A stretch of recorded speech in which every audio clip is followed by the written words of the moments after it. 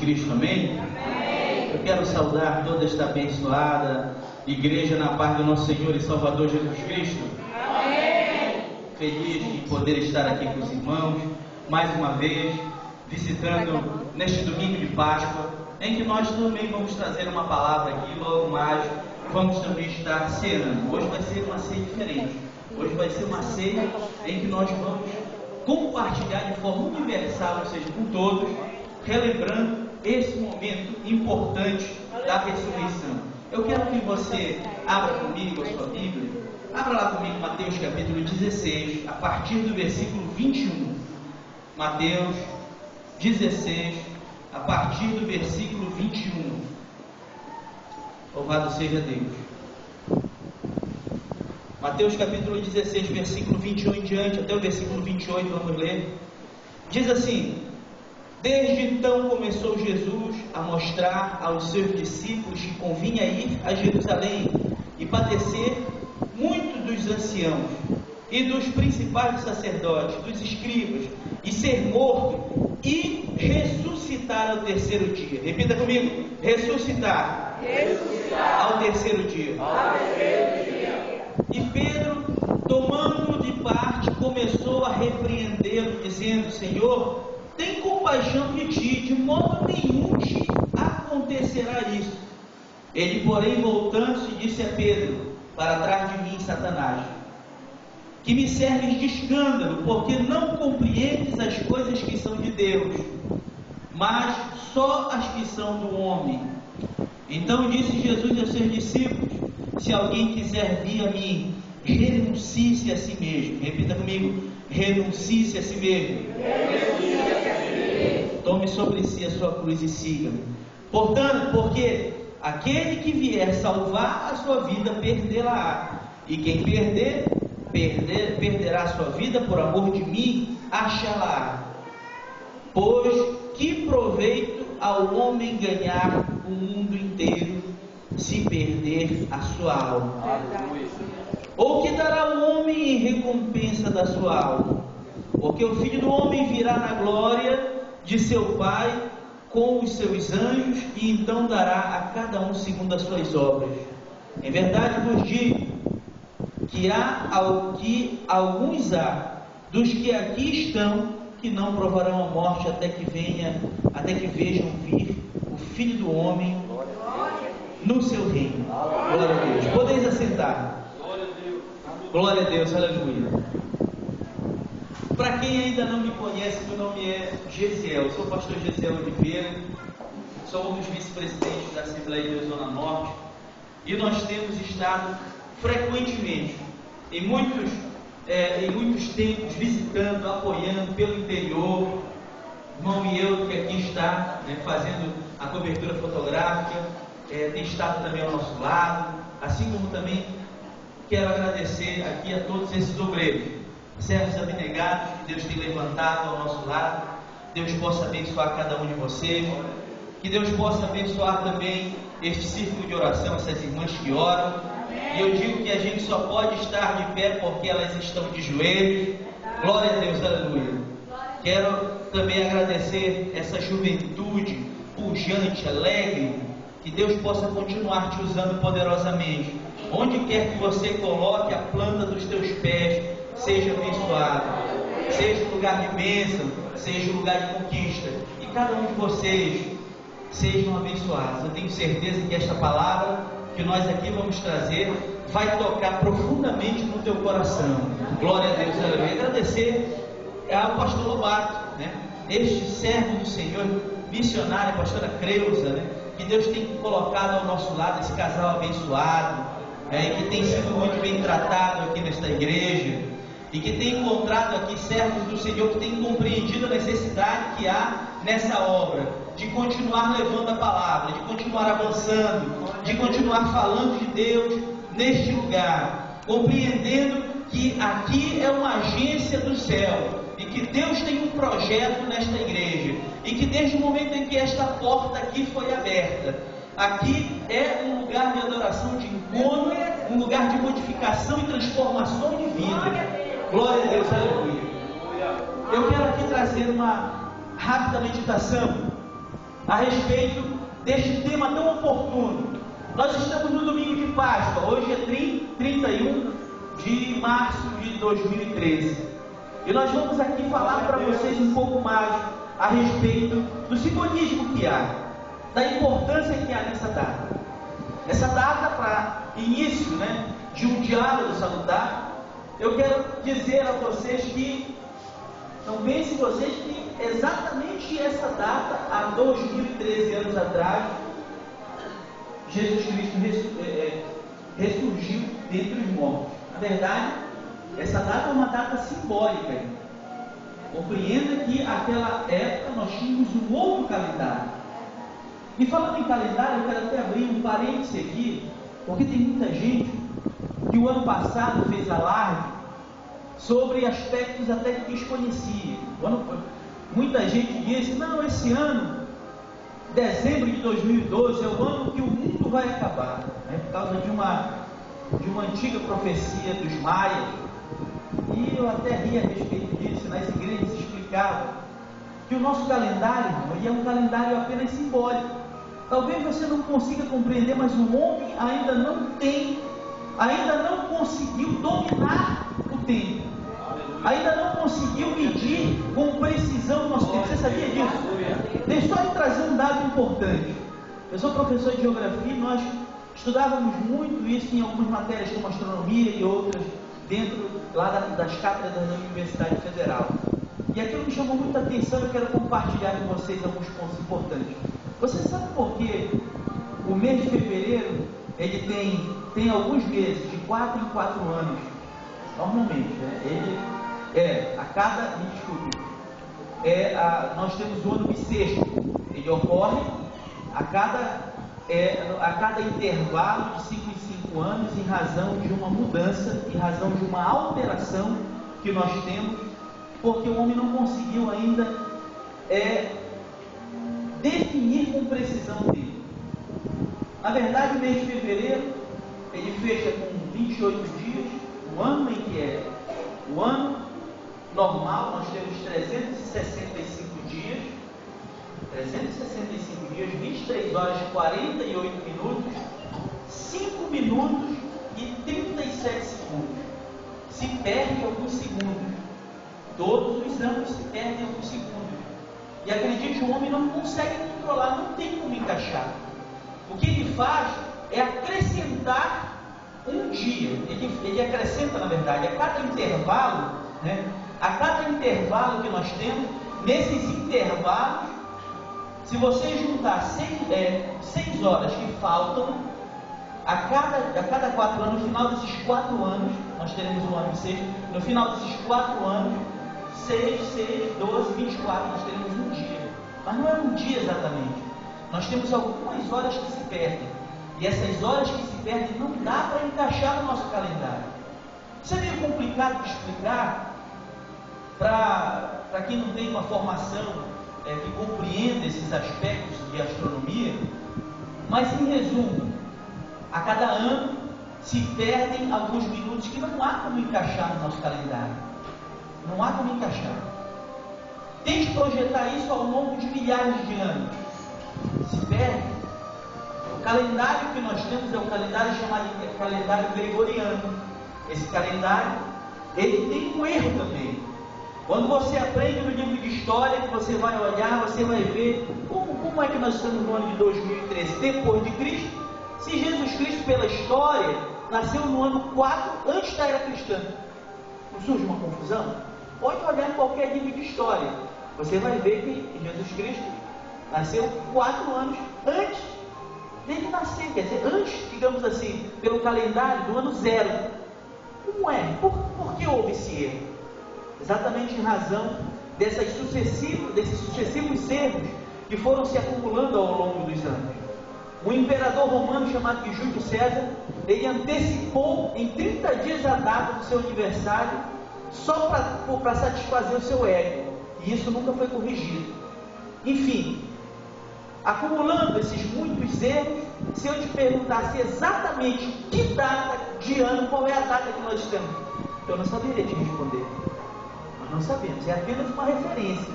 Nós estamos no dia 31 de março de 2013, mas se nós formos contar exatamente, há muitos erros que podem jogar essa data para menos ou para mais. Então isso eu quero apenas, para iniciar a nossa conversa, é apenas uma referência. Tá? Outro ponto importante, é importante nós compreendermos, essa data tem um simbolismo muito grande para todo o cristianismo. É importante nós compreendermos que Jesus Cristo ele começou a ensinar os seus discípulos dizendo: o Filho do Homem terá de sofrer muito, ele será rejeitado pelos líderes judeus, pelos chefes dos sacerdotes, mestres da lei, e será morto, como nós lemos aqui no trecho. Foi isso? Será morto. Talvez Pedro, até mesmo pelo instinto humano, de não compreender a complexidade da obra redentora de que Jesus Cristo veio fazer aqui na terra. Ele até naquele instinto de proteção tenha dito, né? Longe de te acontecer isso.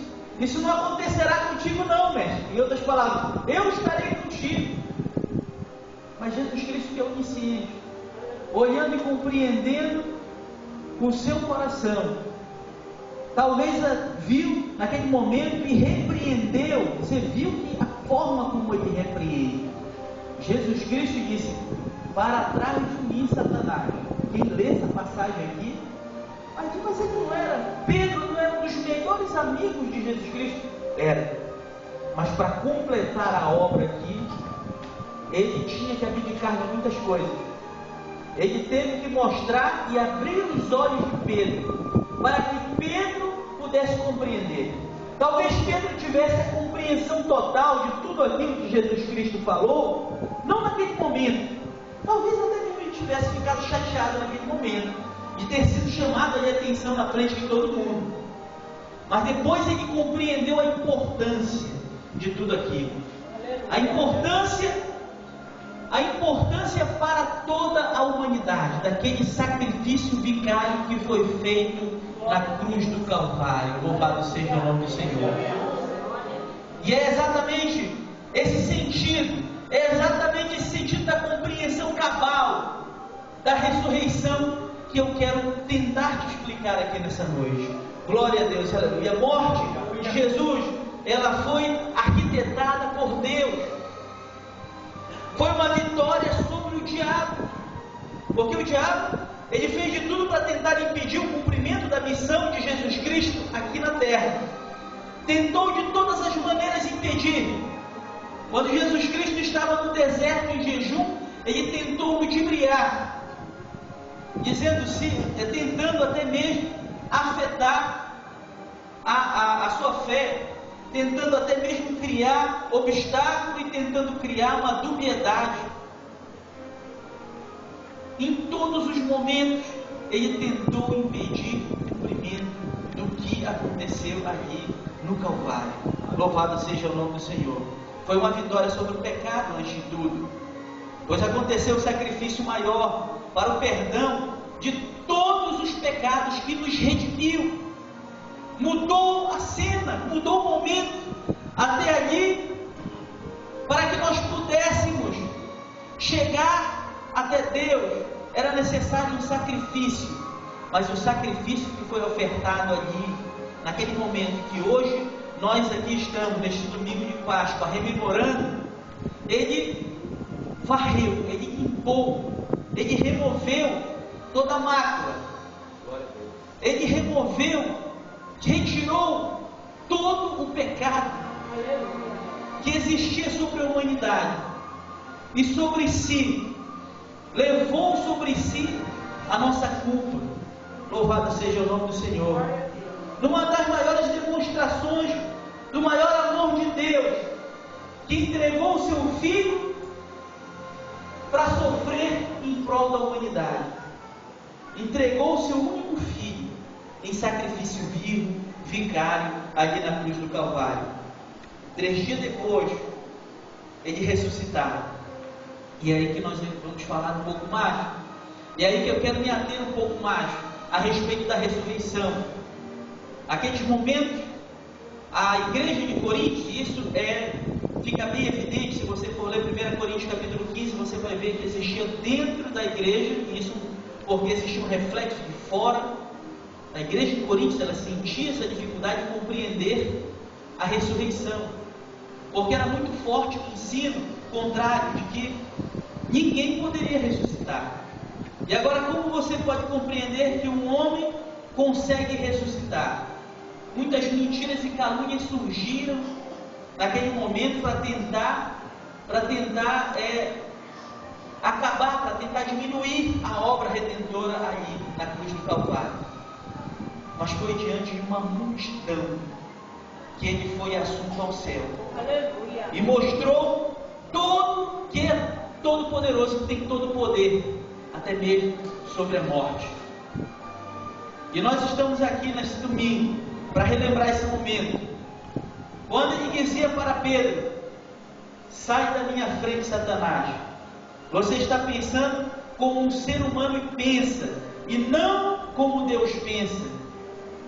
Talvez ali naquele momento Pedro pudesse compreender. Agora ele conseguia entender qual era a maior obra, e que a partir daquele momento começava uma responsabilidade muito grande, não só sobre os discípulos, mas pela igreja que iniciava a partir dali. A igreja começa sob perseguição, cresce sob perseguição e continua sob perseguição. Glória a Deus.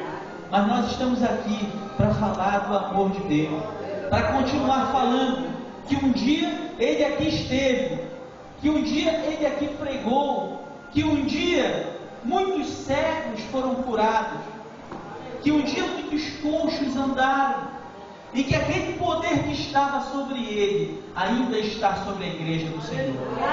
Glória a Deus. Ainda está sobre a tua vida. Muitas vezes você não tem compreensão integral para tentar compreender o poder que há nas tuas mãos. Quando você estende a tua mão, a palavra do Senhor nos diz que a oração do justo pode muito nos seus efeitos. Você não tem compreensão do que é a sua mão estendida.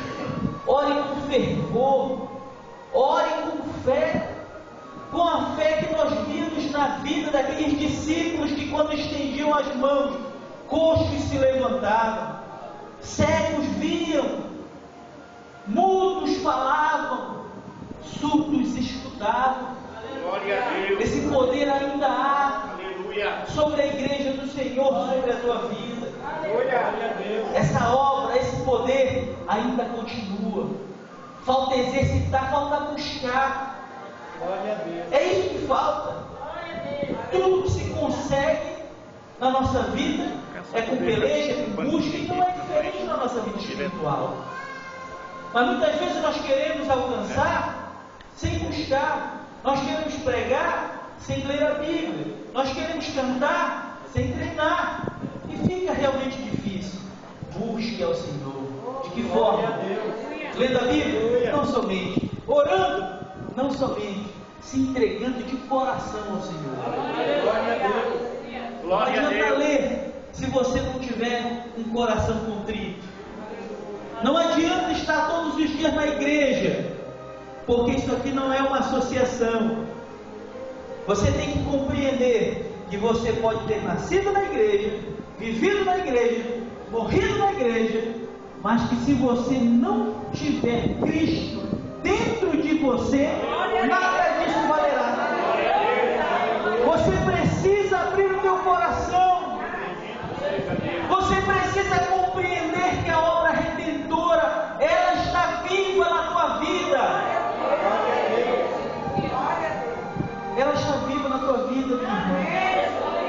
E quando eu vejo uma mulher dessa dobrar no joelho, eu fico emocionado, porque eu sei que o céu está em movimento. Eu sei que as estruturas, os alicerces do inferno estão balançando, porque o poder que há quando você dobra o joelho, quando você encosta o teu rosto no pó, você não consegue compreender o que acontece nas dimensões celestiais. Glória a Deus, aleluia. Busque mais ao Senhor, busque mais no seu reino. O que nós temos visto, infelizmente, é uma inversão de valores por negócios, dos nossos afazeres. Muitas vezes nós encontramos tempo para tudo, menos para buscar e para dedicar o verdadeiro e ideal tempo que nós precisamos às coisas de Deus. Terceirizamos, deixamos em segundo plano, terceiro plano. Mas a palavra do Senhor é clara: buscar em primeiro lugar o reino dos céus, e todas as demais coisas nos serão acrescentadas. O que a gente tem feito muitas vezes é o caminho inverso. É por isso que a bênção não está chegando. Busque o Senhor, que o resto é consequência. Busque o Senhor, que a bênção vai chegar como um plano secundário na tua vida. Glória a Deus, aleluia. A nossa ressurreição, ela está garantida pelo nosso Senhor. A vida verdadeira, ela implica a morte real de cada um de nós. Uma ressurreição que deve existir. Ela tem um simbolismo, a ressurreição, para a nossa vida. Não adianta nada nós continuarmos orando, nós continuarmos aqui no culto, se não houver uma verdadeira conversão da nossa vida. Essa palavra conversão, aliás, ela vem do grego, significa converter, significa, é uma ordem que se dava às legiões antigas, gregas e depois romanas. Quando eles estavam indo marchando, ele dizia converter, e eles viravam no sentido oposto, e ele ia marchando no outro sentido, ele ia no caminho e convertia para mudar o rumo. É esse o verdadeiro sentido da conversão, é mudar o rumo, é fazer a diferença onde você estiver, é fazer sentir a tua presença como sal da terra e como luz do mundo. Glória a Deus, aleluia. Nós vivemos tempos difíceis, nós vivemos tempos em que o normal está virando anormal, e o anormal está tentando se transformar, se transmudar no normal. Nós temos visto situações e decisões das nossas mais altas cortes do Brasil, que tem nos deixado estarrecidos. Quando a gente olha nas nossas leis e começa a ver que as decisões judiciais já começam a afetar os princípios que regem a nossa família, autorizando casamentos de homossexuais. Agora já é um projeto de lei que visa regulamentar, porque até então só existe a união estável. Eles querem mais, eles querem casamento para poder entrar nas nossas igrejas. Querem a legalização do aborto para poder interromper a vida, para poder interferir na feitura que é de Deus. Eles querem a descriminalização da maconha. Nós estamos sendo atacados, nós estamos em um fronte de guerra. E o que nós temos feito? Temos estado calados? Temos estado omissos diante de tudo isso? A obra redentora lá na cruz do Calvário, ela tem